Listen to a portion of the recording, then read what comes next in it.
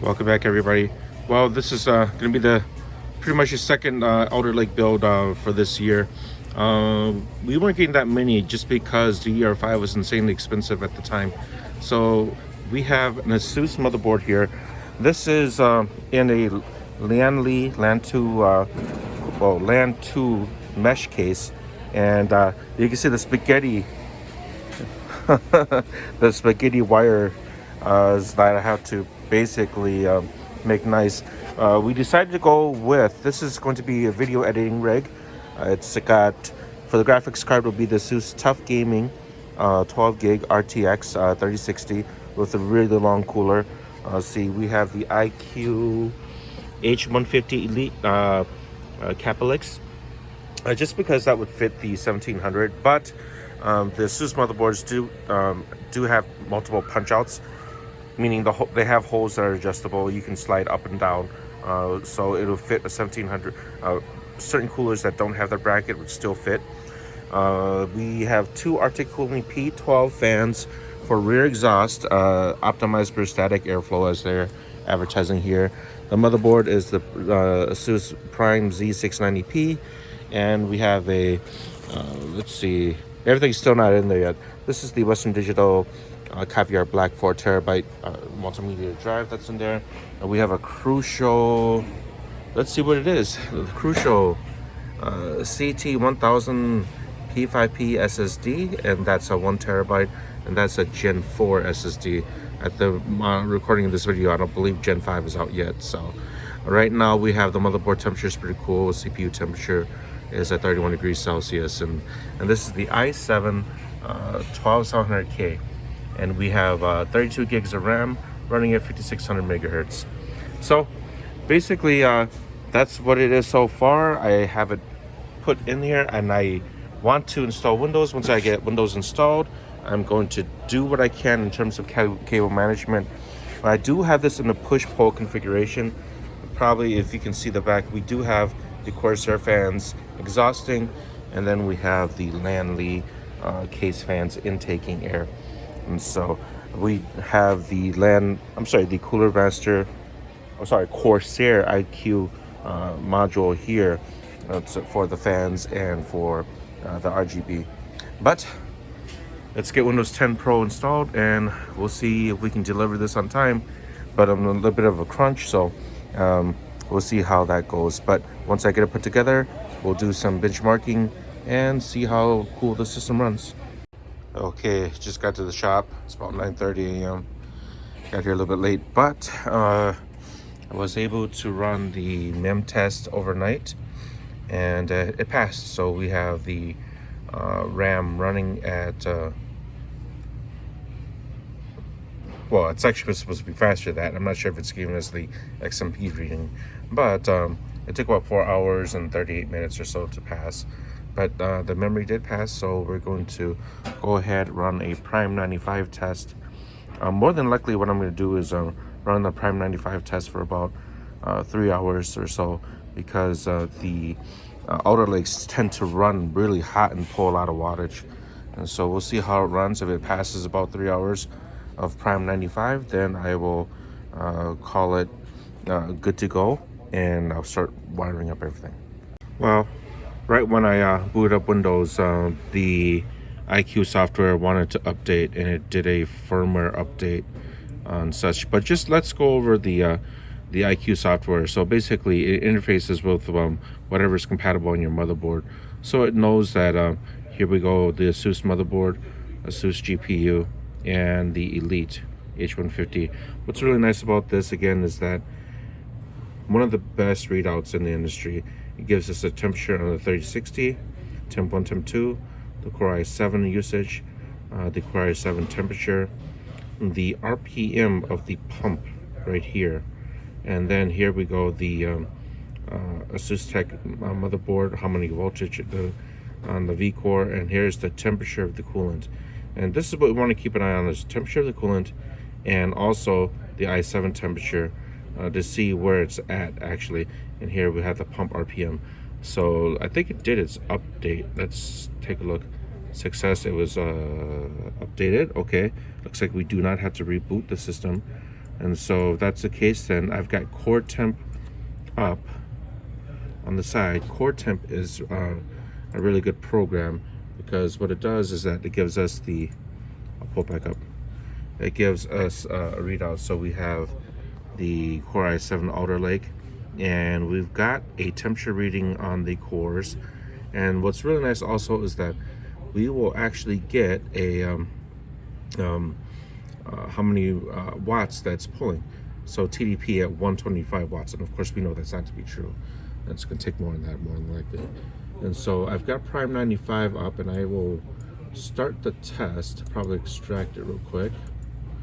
It's not the newest version of Prime, but it'll do. And here we go. And we just want to do a stress test. Okay, hit the start, and here we go.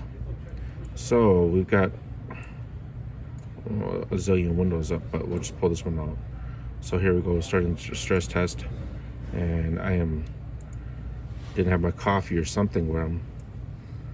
So here we go. We got the usage on the i7 at 100%, and we're already up to 52 degrees Celsius, and and here's the coolant temperature. But let's pull up the core temp. So here we go. Currently we are only pulling 125 watts, but more than likely that's going to jump up, and we see all the cores running up around 51 degrees Celsius, 54 degrees Celsius, and this is just starting. So probably somewhere in the middle of the test I will double check how much watts it's pulling, and we'll see how it's going after that. But again, let's do the Control Alt Delete to get the Windows Task Manager popped up, if it'll pop up. It didn't. Let's see this again. Control Alt Delete. There we go. So it looks like my keyboard is going to me. I have to use the left one, and here we go. There we got the Core i7, and it's up, turboing up to 4.47, and we'll see how that goes. And so roughly about 3 hours, and be back before a little bit, maybe after lunch, and if it passed and it didn't redline anywhere, then we'll call it a day, and we'll start to, well, I'm testing it at the very least, and we'll start to put the computer together. Okay, so I don't think it's been a full 3 hours yet. It looks like it's 12:14 p.m. So we're gonna stop the test. Let's see what, according to core temp, it stayed pretty stable. It usually records a max temp or such like that, and so there was a draw of 180 some watts. So obviously 180 some watts is beyond the 125 TDP, that's for sure. So Intel is giving us some BS there, and the max temperature recorded was 75 degrees on one of the cores, so it's pretty decent. It's very good. So this is definitely a better bet than the i9 if you wanted to have cooler temperatures and such. But let's check the IQ. So we have the i7 running at 68 degrees Celsius overall, 100% usage. See the V core is 1.18. The coolant temperature is at 35 degrees Celsius. The pump is running at 2200 RPM.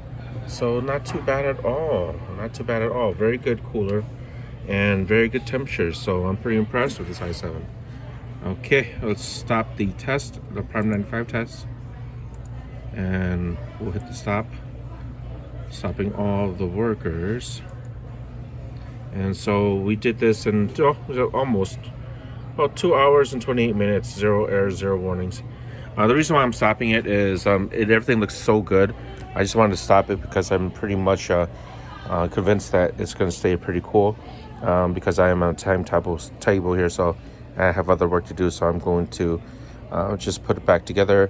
But I'm going to work on a laptop before this, but I will run a Valley benchmark bench test, and I'll just let it loop for about an hour or so. And then, that way I can feel totally convinced that it's good. And we have it set at DirectX 11, Quality Ultra, Tessellation Extreme, and this is going to be at 1920 by 1080. We'll just hit the run button and we'll let it load up and then let it run. So I've not really hit a benchmark, but that's about 70 FPS right now, and we'll just let it run over about an hour or so before I can get back to it. Okay, the computer is finally put together. So the LandCool 2 case, the mesh version, has got one of the best airflows out there. I put the fan on top. They have a Arctic Cooler say P12 120 millimeter fan, and it is exhausting. If you can see here, exhausting on top, and it's at full blast actually. The one on the back, on the 120 in the rear, is connected to the chassis fan. And so the reason why I wanted to do that was honestly I just wanted it to exhaust air as quickly as it could out. And not only that, we have the filter here which actually blocks some of the airflow out, so having you know it pump out a little bit faster isn't a big deal. And as you can hear, it's whisper quiet. This is the phone right up to the thing, so this system is pretty quiet. This is what we want for a video editing rig. The 3 fans in the front are stock. It was a little bit harder to get this one together. There was a lot of wires because of the Corsair IQ module. Let me open up the side here. A little bit more messy than I would have liked, but it all fit. I did attach most of the PSU cables and wires in there. So 2 sets of SATA, 1 Molex, and both the CPU. So on this motherboard you have 8-pin, and then you have another 4-pin. I did connect all those. Everything was able to be hidden behind the shroud, so aesthetically speaking, it's okay. Here's the module itself being held by zips on all sides, and once I usually build my computer so that when you snip one part comes out, one part comes out. I think about it because I don't want to be you know, untangling everything in a mess. Otherwise, when it's closed up, it's pretty aesthetically pleasing, which is good to see. The top we have a USB 3.2, USB 3, a combo headphone microphone, reset, and the power and the fan. I'm sorry, fan cycling, LED cycling up here. Let me see on the side panel. Here is the computer on the side. Let me just open up this. So here we have the Seasonic Focus 850 watt power supply. We have a 1 terabyte Western Digital Caviar Black performance drive on the top, 2 bays open on the bottom, and here is the GeForce RTX 3060. This is the Asus Tough Gaming version. It is a long card. I was afraid that it might actually droop or actually bend, but it didn't, because from what I can tell, it's a very light card, which is kind of really nice. I was surprised. The top is actually aluminum, and the bottom, there must be a cage design that's keeping it all together. It's nowhere as heavy as an MSI card or anything like that, so I didn't need to get a graphics card holder for it, which is very nice. Let's see, here we have the cooler. I'll turn on the LED light here, and the Corsair RAM. Now, the motherboard doesn't have a lot of RGB on there. That's okay, because we were trying to do this within a budget. And here you see the Corsair fans that are exhausting fan, and in the front we have the Lee fans intaking, and then we have that rear 120, and this is how it sounds right now. It's pretty whisper quiet. I'm really happy with this build. I didn't think it was going to be as aesthetically pleasing on the on the back side of the motherboard, but this case makes it easy to do that. It was a lot easier to install the radiator because this module comes all the way out. Now the only thing the customer has to do is to maintain it, which means they just have to make sure that the radiator stays clean, because cleaning a clogged radiator is just a nightmare.